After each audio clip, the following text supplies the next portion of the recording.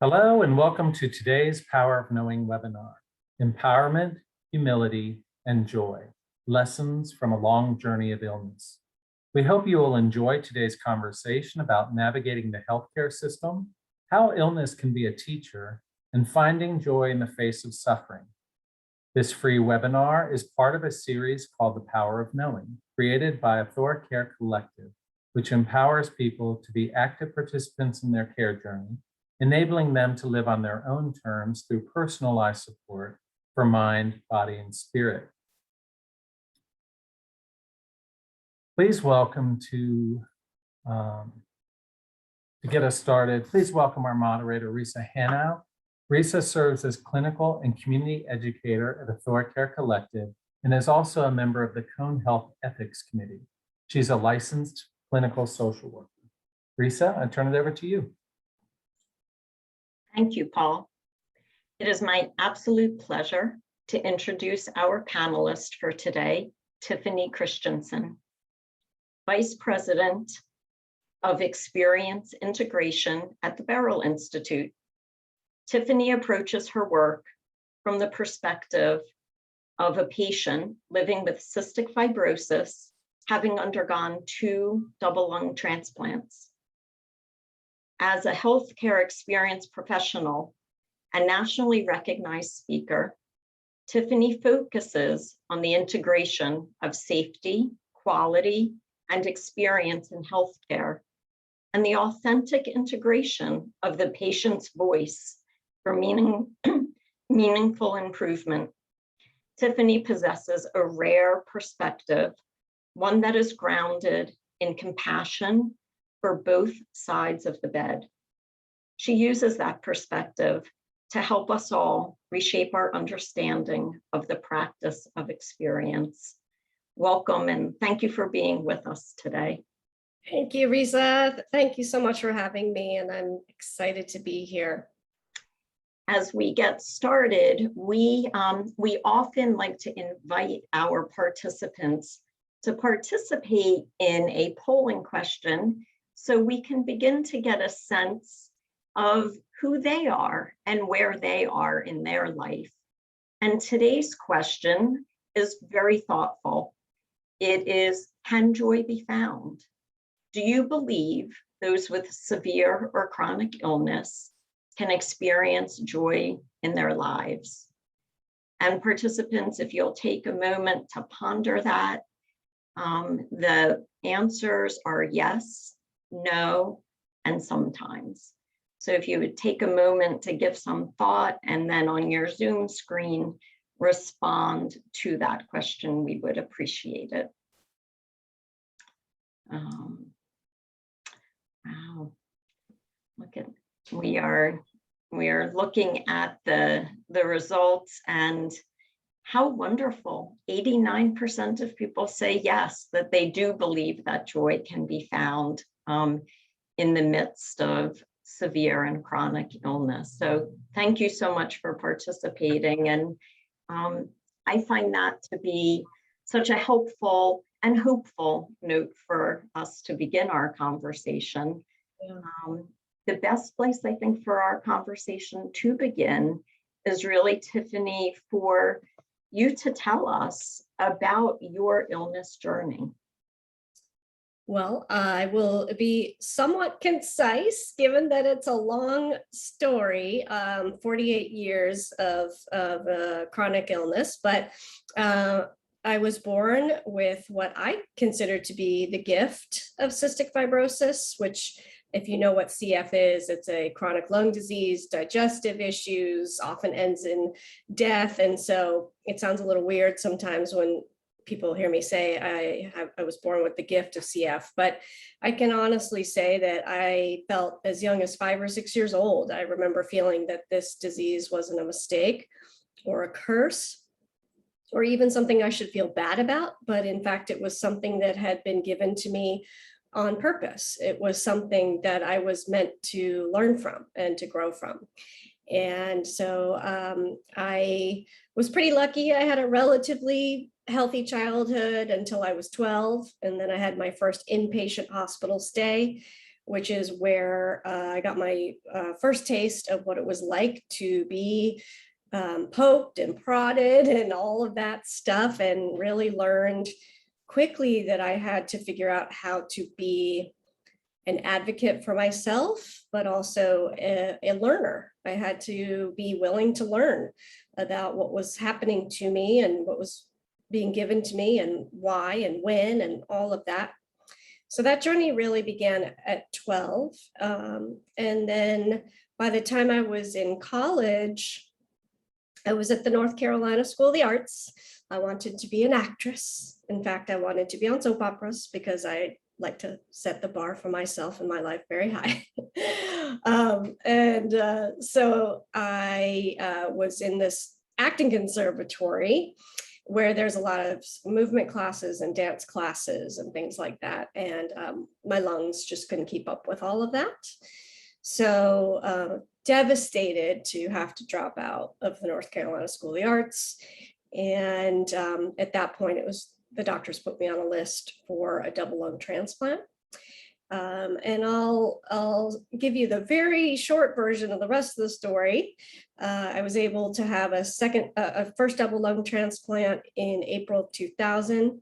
Unfortunately, I went into chronic rejection, and luckily for me, they decided at the 11th hour that they would try a second double lung transplant, which was really not being done at that time at my center. And so in March of 2004, I had a second double lung transplant. Since then, I have lived a life that is healthy, but also has a lot of challenges, health challenges, things like diabetes and other things that come along with lung transplants. And now in April of 2020, actually, my kidneys, under the weight of the immune suppression that I've been on since 2000, they unfortunately failed. My kidneys failed. So although as I say that out loud, I don't like that terminology. My kidneys didn't fail. They worked really, really hard for a long, long time. And then they got sick because of the medicine that I was taking is toxic. And so in April 2020, I went into the hospital very, very sick, and went on dialysis, and I am still currently on dialysis. So just lots of experiences with being a patient. Thank you. And I want to invite our participants that any questions you have throughout our conversation, I want to invite participants. There's a question and answer space on the Zoom screen. So please submit any questions you have. You can see Tiffany is very open with her situation, and we will do our best to answer any and all questions that we can during our time together. I'm intrigued as you speak. You use words about the gift and about your experience and you becoming a learner. And so one word that comes to mind is empowerment. And when we think about those with serious, chronic, terminal illnesses, tell us about what empowerment is to you. There's really sort of two sides to this for me. The empowerment piece is what we, I think, traditionally think of, and I would call that more practical empowerment, the ability to have meaningful conversations with your healthcare providers because you have, as I said before, educated yourself about your medications, your illness. You have found the confidence within yourself to be able to say, I come to this space as an expert. I may not have a medical degree, but I do have an expertise with this body. I like to joke around and say there's only one person who's been with this body every time it's gone to the ER, to the clinic, and to the hospital, and that's me. There's only one person who's traveled that road, and that's me. So I do have an expertise there. And so being willing to share that expertise, use that expertise, and not being shy about that expertise is empowerment. Empowering yourself, of course, through knowledge. But I also think that there's another side of empowerment in healthcare that patients often don't recognize or don't realize that they have. And that is that they really do drive the care. We think that we go to the doctor's office or to the hospital or to the ER and we are vulnerable, which we are.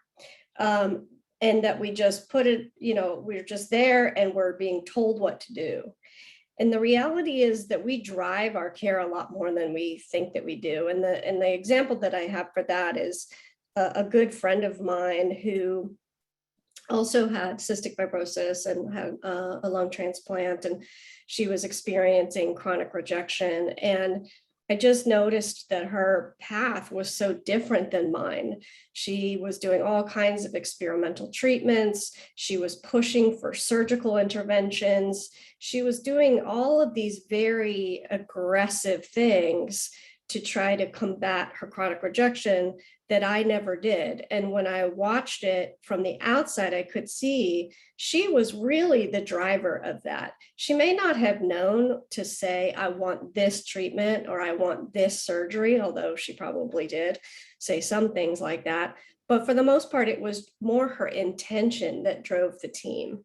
The team saw that she would do anything, that she wanted to risk anything in order to maybe be able to slow the progression of this disease. Whereas my approach was a little bit, I would say, not passive, but less aggressive. I was more interested in being peaceful than having medical intervention. And for me, aggressive medical intervention is not peaceful. So that was a real light bulb moment for me to realize, oh, I think they're in control, but in reality, and hopefully it's not that I'm in control, it's that there's a partnership happening here. But if I don't recognize that I am empowered and I am driving some of these choices, then I'll miss out on the opportunity to really get the care that I want and need. Thank you. I do think for many people, it can feel difficult as a patient, particularly in a complex situation and during COVID and different situations, to feel that we have a voice and can bring our voice forward. And so that brings me to another word, which is humility. And when I introduced you, I said that you have compassion and understanding for both sides of the bed. Mm-hmm. And it strikes me that humility is something that both for the patient and for the healthcare professionals is an important and interesting concept for us to talk some about. If you could share some thoughts and from both sides of the bed about humility. Yeah, so for me, once again, this is sort of a two-dimensional idea. There's humility of what I mentioned before, that fine line where you are advocating for yourself, but you also have to be wary of being offensive by advocating too aggressively. And so then you alienate the team or you alienate the people that you're trying to work with. And so there's that kind of humility of recognizing that, yes, I am an expert on my body, but my healthcare professionals are experts in medicine. And there are times, I'll speak for myself, but I'm sure I'm not alone. As a chronically ill person, I sort of get to the point where I start to self-diagnose. I start to figure out, oh, I know what I need. I need this medication or I need this treatment. And oftentimes I'm right, but there are those times where I have not gotten treatment in the time that I should have, because I was so sure that I knew what was going on that I didn't reach out to my team. And there were a few times where I got very, very sick, and really could have died because I was so confident in my own medical degree of being a chronically ill patient. So there is that humility of reminding myself that yes, I'm an expert on my body. Yes, I have been through a lot and I know a lot, but there is an expertise that they have that I absolutely don't have. So there's that sort of concrete humility. But then another kind of humility that I appreciate about having chronic illness or illness of any kind really is the humility of being in a sick body. The body teaches us so much about what matters, about what you can let go of, about how you are not invincible. And those lessons come back to me over and over and over again in many, many different forms. But knowing that today is not necessarily going to be the same as how I experience tomorrow in this body means that I have to learn how to be present. I have to learn lots of different coping skills. One of the things that's really interesting about being in a body experiencing kidney disease is there are some really, really strange symptoms that come with that. And one of those, it's kind of funny, is that I have the ability, my body can be hot up top, neutral, like room temperature in the middle, and freezing cold at the bottom. And what I've learned over time is those kinds of things are things that you can react to by getting upset or by getting nervous or by, ruminating, what's wrong with me? Why are my feet cold and my hands are hot? Or you can come from a place of humility and awe and say, wow, look at this body and what's happening. It's an observer perspective of, wow, that is crazy that you can have 3 temperatures in one body at one time. And I find that is a practice. It's not something that comes naturally to me, but it is a practice that I am working on more and more to be able to recognize those physical sensations that I feel, and then be an observer and somebody who looks at it with this sense of awe and wonder, as opposed to somebody who is worried, anxious, wants to fix it. Because when you have chronic illness, there's going to be a lot of things that you experience physically that are not going to be fixed. You should monitor them and you should be aware of them and you should make sure you're communicating with your team. But sometimes you just experience pain. Sometimes you just experience these things. And so that's a different kind of humility. And then the other piece of it, I would be remiss if I didn't say this, because we're all experiencing it right now.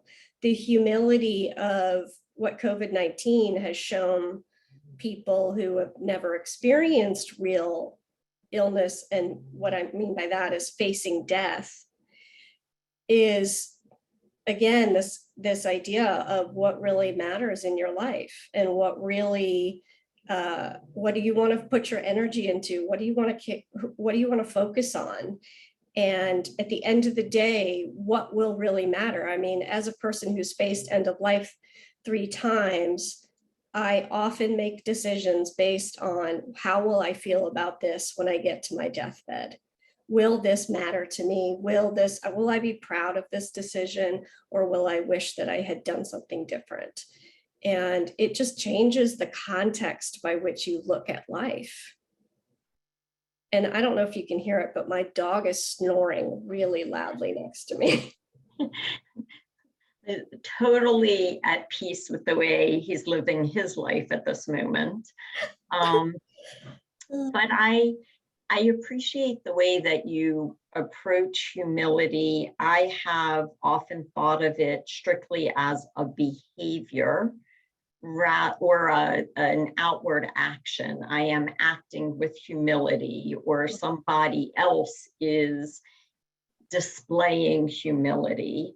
But to identify humility as a practice and really as a part of a mindful part of the way that you live your life, I think is a really rich way of reframing that and expanding my understanding of humility. And so I do appreciate that. And again, Sorry.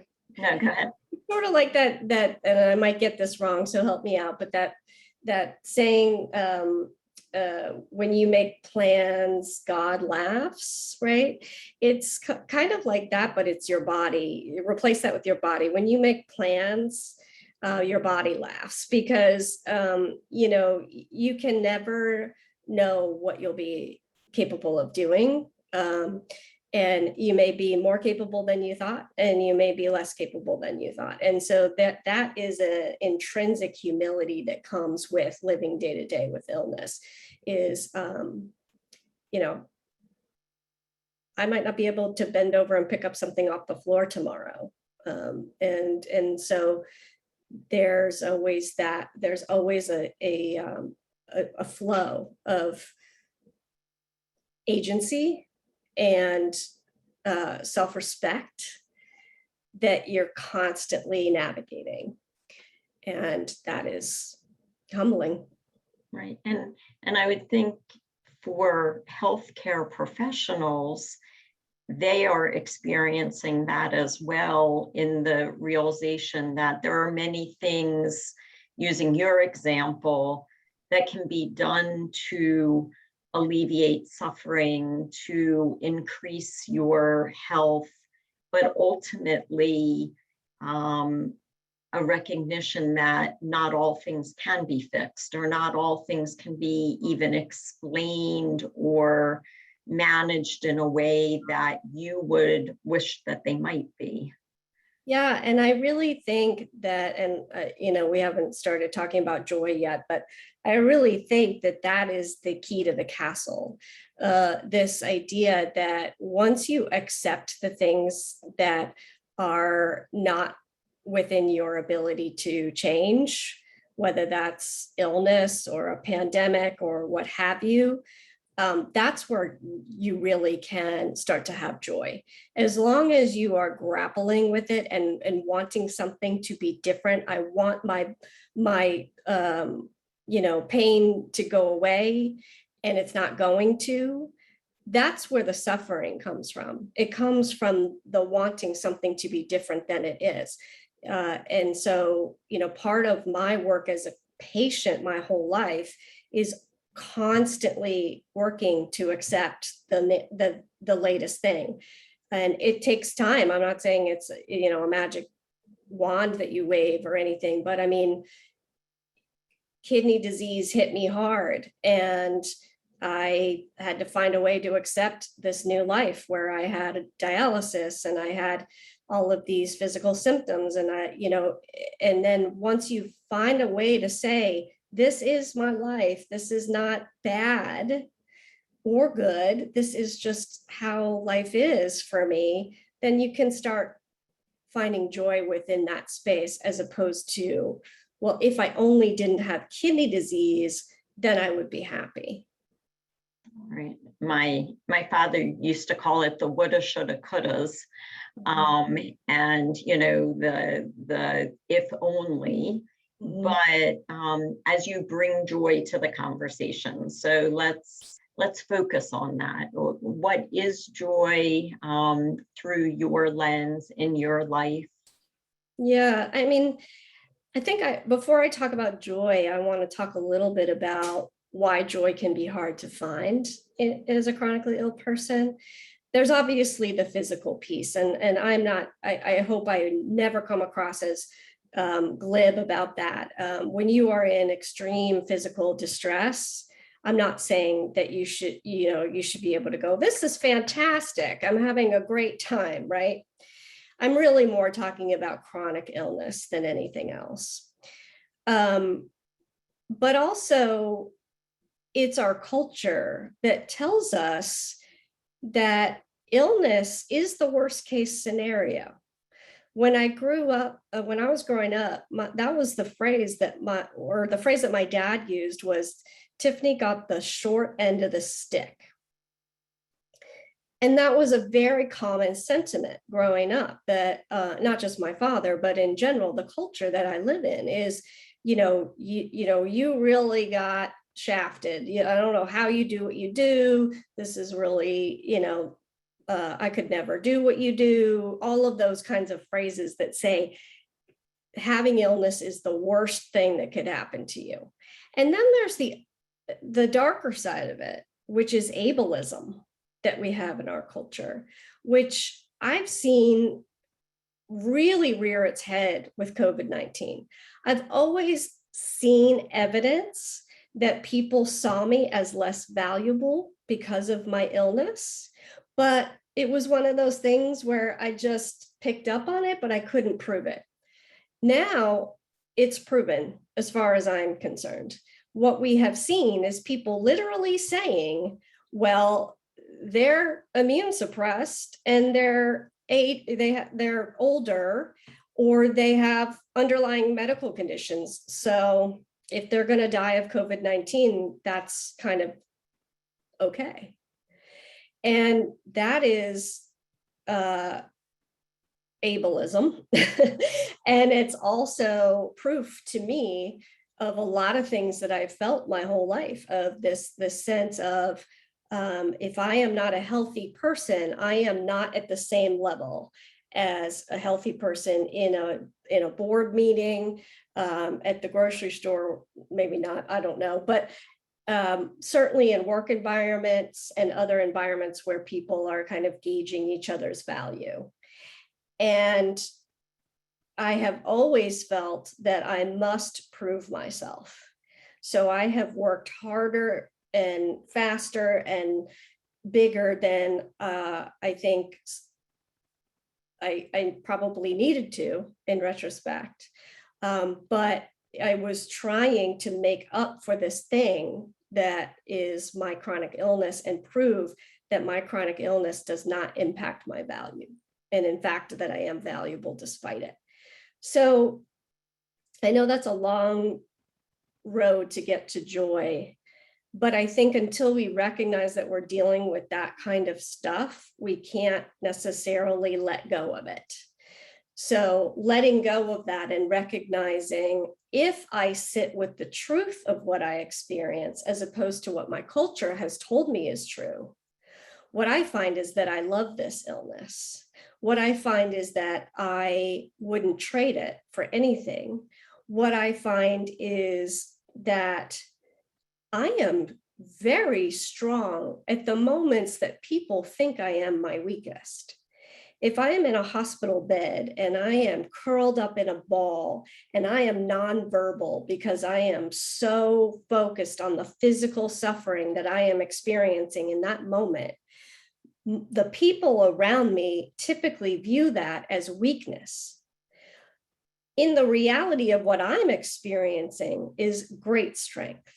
I am, excuse my French, a badass for being able to be in that ball, endure what I'm enduring, and sort of process it and do what I have to do to take care of myself in that physical and emotional state.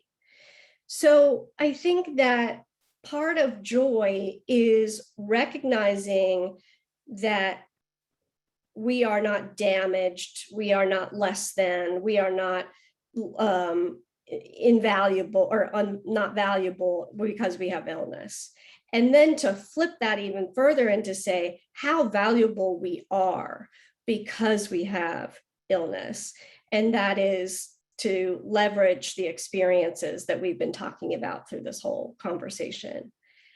And so once you find that freedom, then there is the opportunity to find joy in the darkness, because some of the, I mean, I'm sure all of us can relate. The thing that comes to my mind is you have lost a loved one, you're at a, say, a funeral or a memorial service, you're grieving, obviously very much in pain, and someone tells a joke about your loved one, and the laughter that comes from that moment of sadness is like no other laughter that there is. It's pure joy.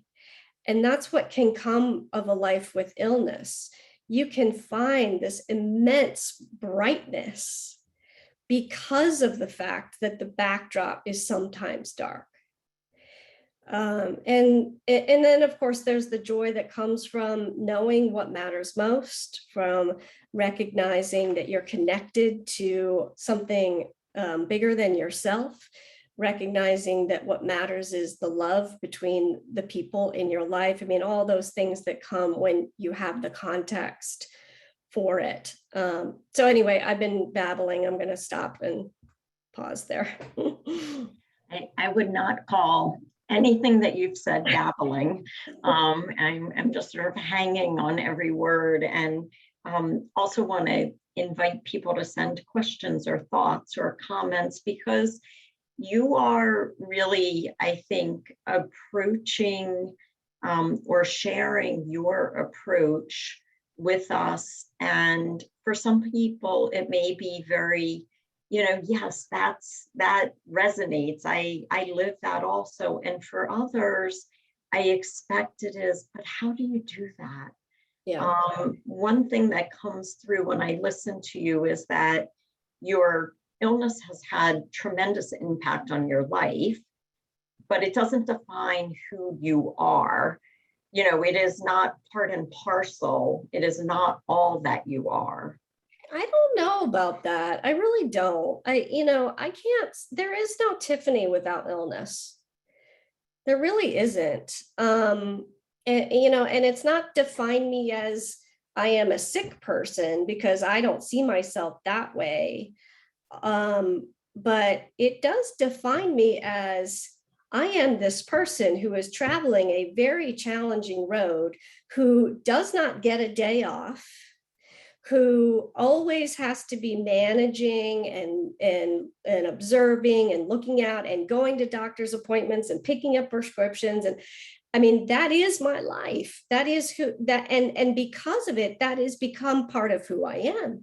I mean, my job revolves around being a patient, because that's what that's what I'm passionate about. I'm passionate about helping healthcare. So, I know a lot of people say that it doesn't define you, but I think in a way, it does define me. I really do. And I don't know that that's interesting. I don't know the answer, and I don't know I'm interested in your perspective of, because you have lived your life, you were diagnosed as a child, an infant. I wonder the difference between having a lifelong illness, and you literally, it is, every day of your life, versus the person who has lived what they have experienced as a healthy life. And then there's a diagnosis of whether it's kidney failure, to use that word, or some other diagnosis, or even somebody has commented really finding some connection as an abuse victim. So the difference between the lifelong experience that you have had, and then the person who has lived what we would call a healthy life, and then receiving a diagnosis. Yeah, I can't speak to what it would be like to have a healthy life and then get a diagnosis, but my guess is it's a lot harder to have the sort of rug pulled out from underneath you like that. I would imagine that the processing time would be a lot longer and that there would be a lot of feelings of loss that maybe I didn't have because I never had the health in the first place. So I can't say I lost my health.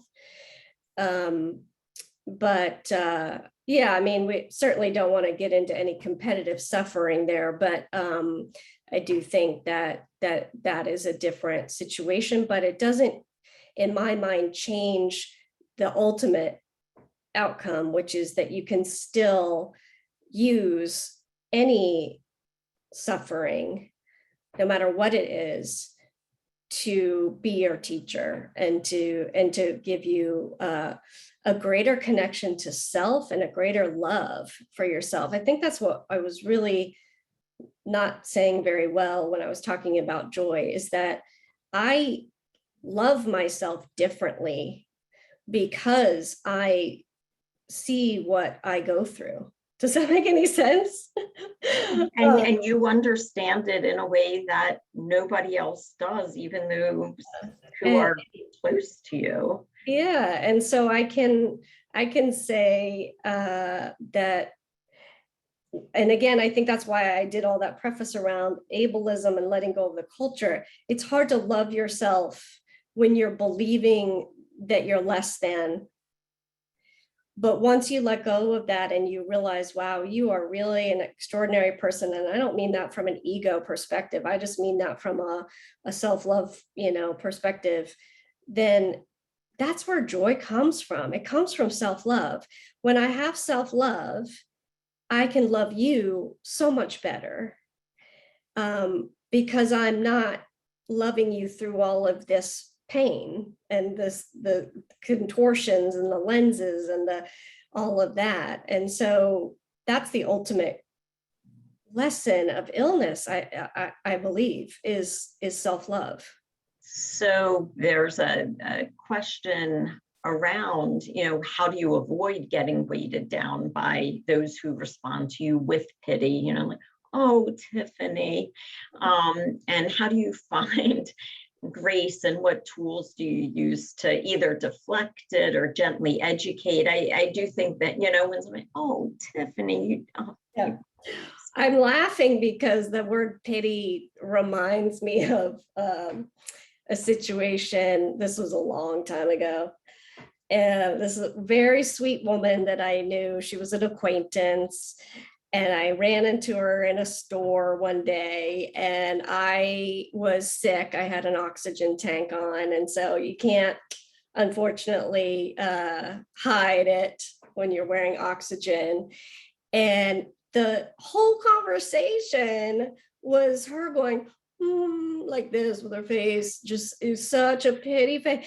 And it was so incongruent with how I was feeling. Like, I didn't feel like I should be pitied. I was having a good day. I was out shopping. I had my oxygen tank on and I was moving and grooving, And so I'm laughing because I think that's all you can do. Like, that's a reflection of their perspective and it's not a reflection of you. And so, I mean, I said something to her like, oh, you don't have to feel bad for me. I'm doing fine. But of course she didn't believe me because I had an oxygen tank on, right? So to her, that was something worthy of being pitied. And that's, I think, unfortunate for her, not so much for me. I just think it's kind of funny at this point when people do that. How do you deflect pity or gently educate? I mean, I think it depends on the relationship, obviously. The closer I am with people, the more they understand, this concept of, if you want to pity me, you're welcome to, but I'd much rather invite you to see me as strong and admirable, because that benefits both of us. Pity doesn't help me. And pity doesn't help you because you feel bad and I feel awkward. And so let's think about just reframing that and you thinking about me as somebody that you see as strong and admirable, then I feel better because you see me as strong and admirable, which is how I want to be seen. And you're not over there feeling so bad for poor Tiffany with the oxygen on. Right. Well, definitely what you're saying is resonating. Somebody put in the Q&A, you know, that's absolutely beautiful and freeing. And I think it is almost, you give permission in the way that you frame your experience and share that as an opportunity for each one of us, whether we live with a serious or chronic illness, or we interact with others who do. And so thank you.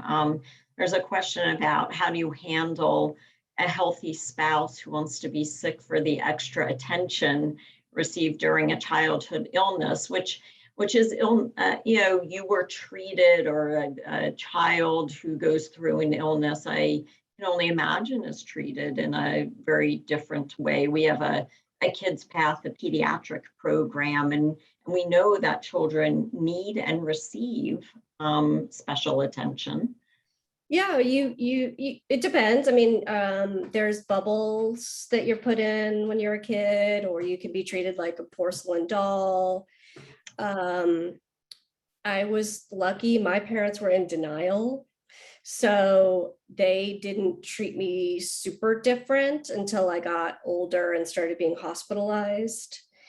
But I think that that's a tough question when it's someone else, in the sense that I don't know this person that, so take this with a grain of salt, but my guess is that they've bought the narrative. They bought the narrative that they are less than, that they are weak, that they need help all the time. And I've seen it happen with myself, and I've seen it happen with others. And one story that comes to mind when I heard that was this woman that I knew.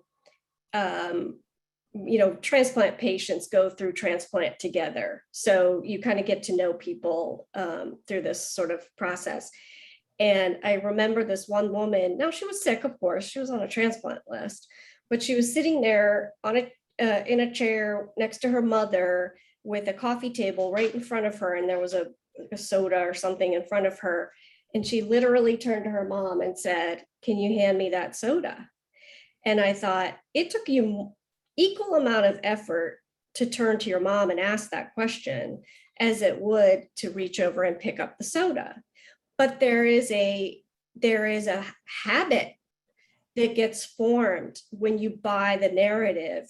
I am weak, I need help, I am ill, I am sick.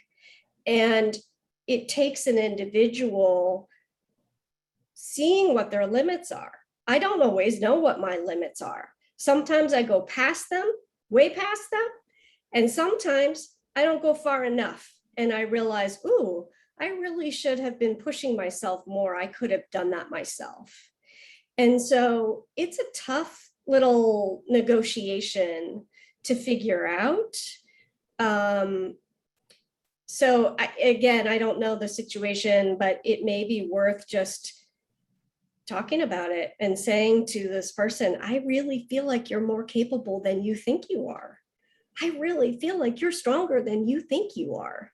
Maybe let's just try seeing what happens when you do blank, because it's hard for me to imagine that there wouldn't be some satisfaction once you start to realize that you do have agency to move and do things on your own and to take care of yourself. I don't know that there's anybody who really loves being vulnerable and being taken care of by others all the time. I would think that most people would feel a sense of pride and satisfaction if they start to realize, oh, wow, I could do that myself. So maybe worth a conversation, but coming from a strengths base, not from a negative, not like a, you should get off your butt kind of thing, but more of a, I see you as stronger than you see you. Right. Right. And also what is your experience? You know, I haven't walked in your shoes, and Mhm. how can I share my observations? And somebody made a comment that they have found joy knowing that nothing is impossible, but have had to find a different way to do things. And, Yeah. and you certainly have spoken to that. I found a lot of creativity and a lot of good people to help me along the way. And it strikes me that you are an articulate, an advocate for yourself. You are well educated. And I imagine that you do not operate in isolation. That you have people around you, a team Tiffany that comes and in different ways helps and participates in your life. Yeah, and I really like, Darlene, that comment about I have to find a different way to do things, and the fact that there's, I don't know if this is what you meant, but the word creativity that you have in that chat, because that is part of it too, is that sort of creativity of how do I live my life and get the things done. For some, it's I have to plan, I'm just making this up, but I have to be at the airport 3 hours ahead of time because I know that I need a lot of time to walk from A to B. Or I need to put my socks and my underwear in the top drawer because I know that I can't bend down to the bottom drawers. Or, that sort of like day-to-day functioning creativity is like strategic thinking for chronic illness. And that is also empowering, going back to the empowerment conversation, to be able to say, I'm going to find a system, I'm going to hack this house so that there are systems in place that support me, not let me build my house like everybody else builds their house, or let me set up my house like everybody else sets up their house because that's how it's done. So I really appreciate that comment. Right. And Charles has commented, thank you for your message, because it helps him understand his deceased wife's journey with her challenges around her failing lungs. And I do, on one hand, I hear you speaking to people with chronic illness and to the patient, if you will, but your message, your approach, your explanation, I think is one that everyone who cares for, about, loves, works with, interacts with those with chronic illness also can benefit tremendously, because you open up that perspective for us. Yeah, and it is really about understanding that, especially at the end of life or with acute illness, that a lot of times we can't express what we want, like or what we need, and that's really challenging for the loved ones, to be able to I'm just thinking about a couple of times where I was really sick and my loved one was at my side going, should I do this, should I do that, should I do this, should I do that? And the answer is, figure it out, I don't know, I'm just trying to kind of cope with whatever is happening to me physically. And so that can be really, really challenging as people, especially like lung disease.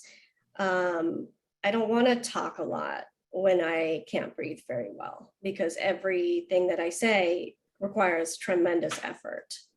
Right. So the different illnesses might have different symptoms that cause a restriction in how much people are able to or willing to communicate. So that's a tough one. That's a tough one. What you said has resonated, though. Chris is saying, I'm reminded to tell people with dementia, you are strong. And with dementia, it also resonates with me about that concept of finding new creative ways, right? We are, as the dementia, whatever type of dementia, we know that there's a progression. We know that what worked today may not work tomorrow. So as you were saying, there are times when you know you're going to put things up high because bending down low, well, then up high might not work. And then we come up, but that also has to be exhausting. And I'm interested in the, as you said, there are dark times and there are those moments where it's the, oh my God, now this. And how do you approach those and regather or take that breath? I think for me right now in my life, and I respect the fact that, you know, I'm still 48, so I'm relatively young. So this may not be true in the future, I don't know. But for me right now, when things hit me, it's a matter of saying to myself first, it's okay, you don't have to know everything right now. You're allowed to process, and this real sense of trust in myself that even though I can't see my way out of this right now, I will find my way.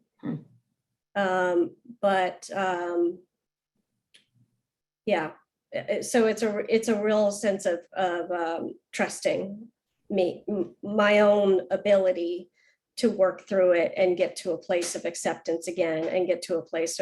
It's sort of like it begins with devastation, not knowing what the future holds. So a real sense of not being able to see the future.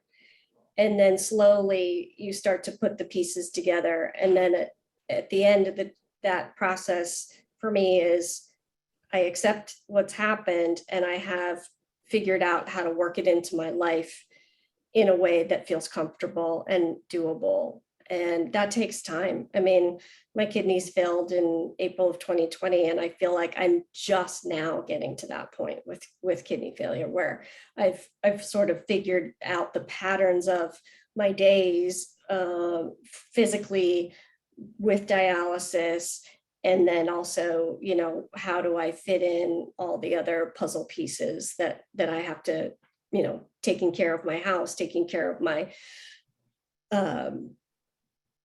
all the things that come with living, right? So yeah, I think trust is the word, trusting yourself that you'll get there, but not feeling like you. And the other thing I would say is that I'm very transparent about it.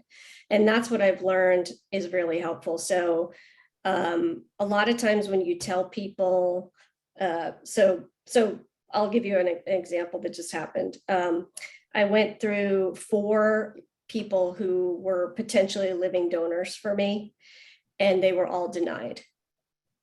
And so what that means is I'm looking at being on dialysis for the next 4-ish years of my life until a traditional kidney transplant comes along.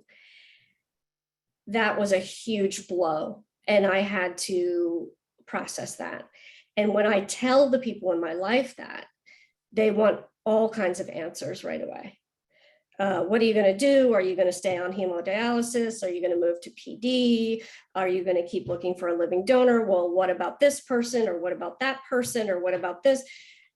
And I just have to be able to say to them, I appreciate where you're coming from, but I need you to stop generating solutions for me, because right now I just need to process this. I'm in pain. I'm sad.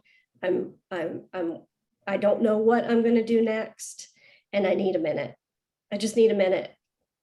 And then I get a minute and I plan what I'm going to do. And then I circle back to them and I say, here's what's going to happen. I'm going to stay on hemodialysis. I'm going to do this, that, and the other. And that's where we go back to this. You drive the care. You think that, you know, maybe you don't think that, but I am the driver of how people perceive my illness. If you look on Facebook and somebody says, I have been diagnosed with X and I have X amount of weeks or months to live, the way that they present that is in direct correlation with how people respond. If they say it in a way that is like, so this stinks and oh my gosh, I can't believe this is happening to me and why me, that's what you're going to get. You're going to get a lot of, oh, this is the worst thing and I can't believe it. And why don't you go to UCLA or whatever? And then if you say, I have 6 months to live and I love you guys, and I just wanted to say I'm at peace, then you get, that's so wonderful, how beautiful, we love you, let's tell stories about your life. So we drive these things in a way that maybe we don't even realize. Right. It's when you were saying that, one of the core values that we look at with the ThoroCare Collective is that each person writes their own story, is the author of their story. And I think that, again, it can be difficult at times, and for some people at times, to feel like that's really true. And you describe that so beautifully, which is that because you do have periods of darkness and those periods where you say, wait, I can't deal with this, that in no way diminishes your ability to experience joy. It doesn't diminish your ability to be empowered, to be an advocate. It is how you have figured out to journey through day to day and incorporate each thing that occurs as it occurs. Mm-hmm. I think that is wonderful. There's in the Q&A, a thank you. You've been someone's been struggling to convince my loved ones that joy and sadness can indeed reside in the same space. And I've often said to people, we can have more than one screen open at a time, yeah. Right? I can be grieving as you described, and I can be laughing. Yeah. We know that laughter and sadness and crying are so interwoven, and it's not one or the other. Well, and the other element I would add to that is you can look forward to life and you can look forward to death simultaneously. And they're not mutually exclusive, as I once assumed that they had to be. You can actually look forward to both at the same time. Yeah. Well, I hate to say this, but we are like just at coming to the end of our program. This has been a tremendous conversation. I know that people have benefited tremendously from our conversation. So thank you. Thank you for your transparency. Thank you for sharing your experience and for joining us. This has really been just tremendous. And thank you to the participants for gathering with us, participating, sharing your experiences. Everyone who registered for our webinar today, you'll receive an email tomorrow, and it will include a recording of our conversation. So you'll have the chance to go back and review it, and also to share it with others. If you feel that others might benefit, please share that.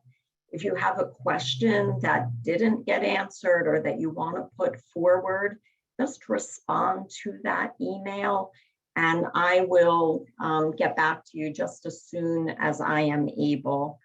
And as we close today's webinar, I want to bring everyone's attention to our next Power of Knowing conversation. And we're going to continue the theme of how it is that we look at that experience of the patient and the caregiver. So we will be having a panel on Tuesday, October 26th, and it will be entitled Power of Knowing the Patient and Caregiver Experience. And so we hope that many of you will be able to join us for that next webinar. And as we close, I want to share a quote that really struck me as we think about joy. Frederick Buechner said, "Joy is a mystery because it can happen anywhere, anytime, even under the most unpromising circumstances, even in the midst of suffering, with tears in its eyes." And with that, I will again say, thank you, Tiffany, for joining us. Thank you all participants for being with us. And I hope that we all have a good and safe rest of the day. Thank you so Joyful much. day. May we have a joyful day. Joyful day. Thank you. Thank you, Thank you. everybody. I love all your comments in the chat. Thank you so much. And thank you, Risa, for a great conversation. It has been wonderful. Have a good day. Bye, everyone.